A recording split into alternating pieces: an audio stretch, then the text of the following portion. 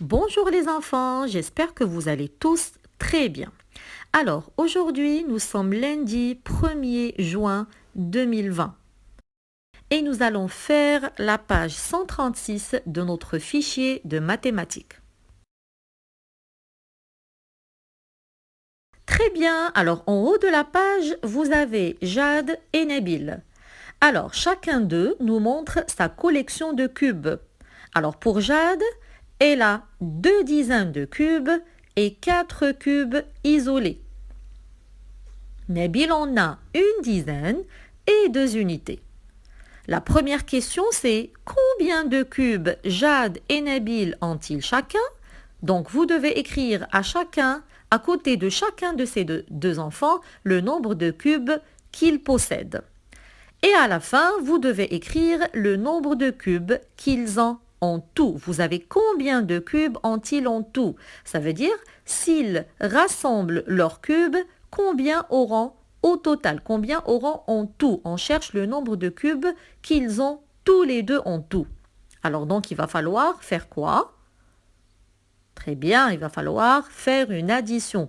Donc, vous devez faire une addition en ligne ou bien en colonne, quand vous voulez, et puis écrire la réponse de combien de cubes ils ont au total, ou bien tout simplement en regardant les deux collections, vous pouvez tout simplement trouver le nombre de cubes qu'ils ont en tout.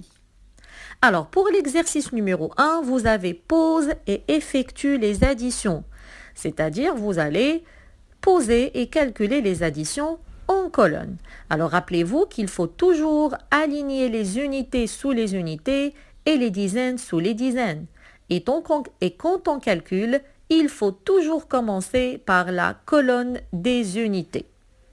Très bien.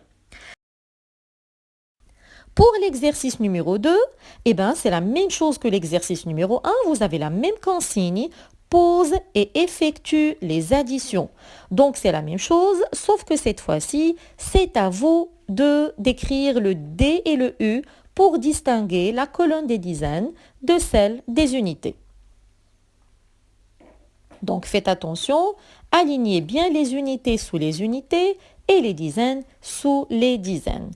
Et quand vous avez un nombre d'un seul chiffre, il faut faire attention dans quelle colonne il faut le mettre. Et je préfère que vous le laissiez en dernier. Quand une addition commence par un nombre d'un seul chiffre, laissez-le d'abord en dernier, écrivez d'abord celui de 2 chiffres et laissez-le à la fin. Pour le dernier exercice, encore une fois, des additions à poser et effectuer. Donc toujours la même chose, vous allez poser et calculer ces additions en colonne.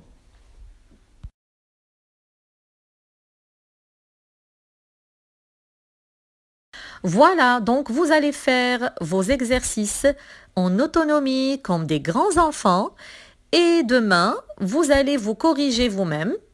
Je vais vous envoyer la correction et vous allez comparer ce que vous avez fait et ce que vous avez trouvé avec les réponses que je vais vous envoyer. Je vous souhaite bon courage, je vous fais de gros bisous et on se retrouve bientôt.